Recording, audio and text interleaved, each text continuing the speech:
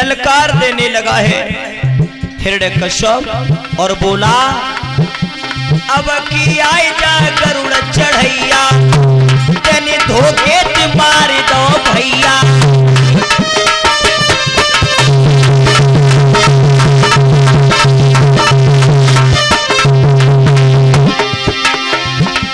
अब की आए जा गरुड़ चढ़ैया, तेने धोखे ते मार दो भैया। अब देखी कितनो लड़वैया।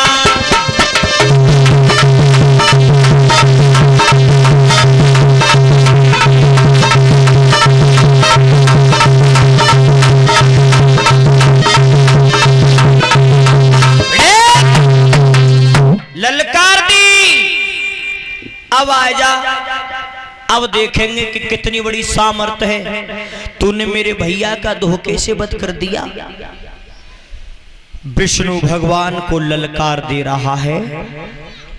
हिरण्यकश्यप अपने नगर में आया।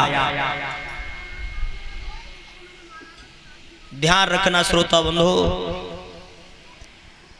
हिरण्यकश्यप राम के नाम का इतना बड़ा बैरी बना है। अपने राज्य में हिरण्यकश्यप ने पाठशालाओं से 2 अक्षर मिटवा दिए थे। 2 अक्षर पाठशालाओं में ये कह दिया, ये 2 अक्षर किसी को नहीं पढ़ाओगे, रा और मां।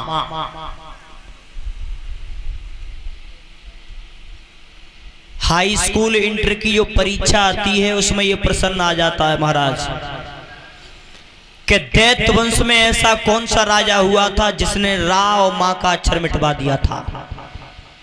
ये वही था हिरण्यकश्यप। इसने अपने नगर में 2 अक्षर मिटवा दिए थे, रा और मां। धीरे धीरे समय बढ़ता गया। कयादू के गर्भ से एक बेटे का जन्म हुआ है। उस बच्चे का नाम पड़ा प्रहलाद। बोलिए भक्तवंशल भगवान की। प्रहलाद कुछ आंगन में बड़े हुए हैं और जब आंगन में प्रहलाद बड़े हुए तो पाठशाला में असुर बच्चों के साथ में पाठशाला में विद्या पढ़ने के लिए जाता है प्रहलाद। और जब प्रहलाद पाठशाला में विद्या अध्ययन करने के लिए चले हैं तो आज हुआ क्या है श्रोता बंधो। श्री सुखदेव महाराज परीक्षित को समझा रहे हैं।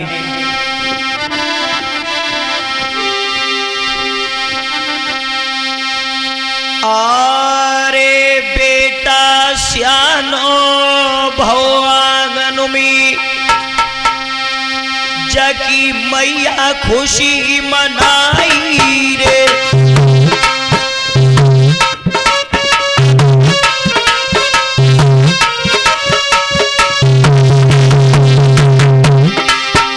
अरे बेटा श्याम भगवान जकी मैया खुशी मनाई रे। संग के लड़का संग चली पड़ जाई रे।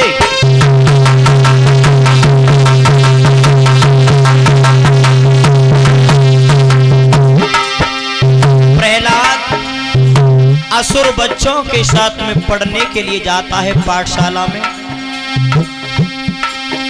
अरे संग के बालक संग चली तारो पड़ जाई रे। संध्या को समय रहो सोना रहो घर आई रे।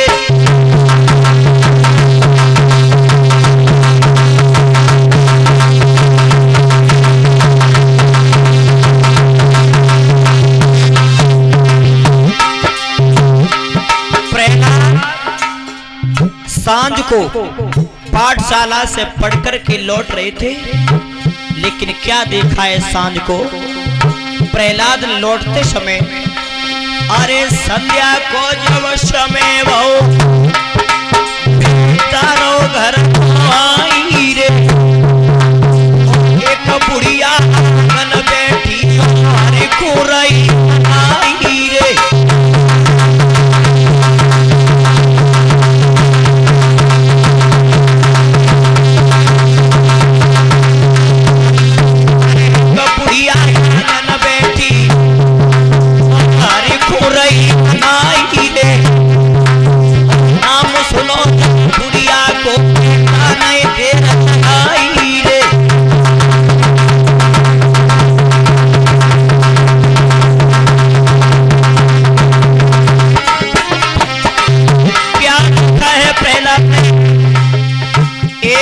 बुढ़िया बैठी हुई भगवान राम का नाम ले रही है, राम का नाम ले रही है।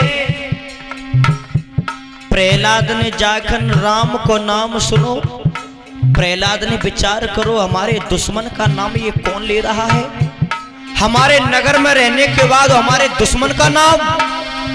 आज प्रहलाद अरे राम नाम जब शब्द सुनो बेटा नहीं दे रही रे, पास पहुंच बुढ़िया को गिरा सुनाई रे।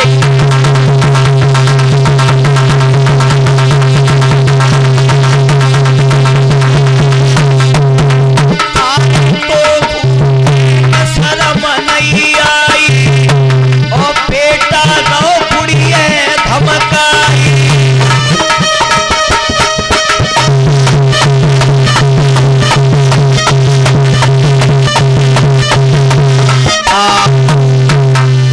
प्रहलाद पास में पहुंच गया,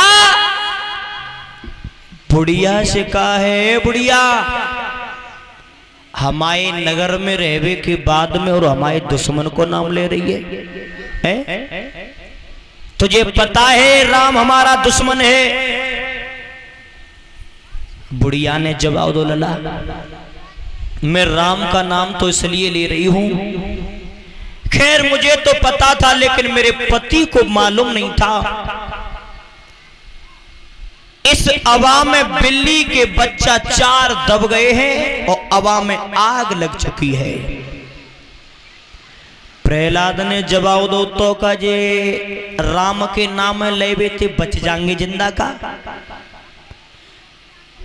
राम के नाम से जिंदा बच जाएंगे ये।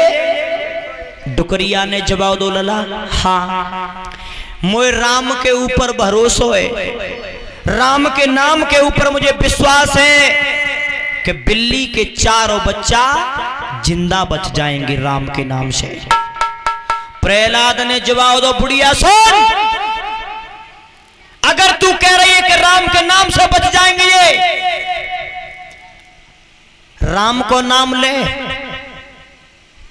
और मैं तुझसे अभी भी कह रहा हूं जब राम के नाम को छोड़ के मैं बाप का ही नाम ले ले। डुकरिया ने जवाब दो लला तुम्हारे पिता के नाम से ये बच्चा जिंदा नहीं बचेंगे, ये तो राम में ही सामर्थ्य है इतनी जो जलते हुए हवा में जिंदा बच्चा बच जाएंगे। प्रहलाद ने जवाब दो सुने अब तू जाई बात कह रही है तो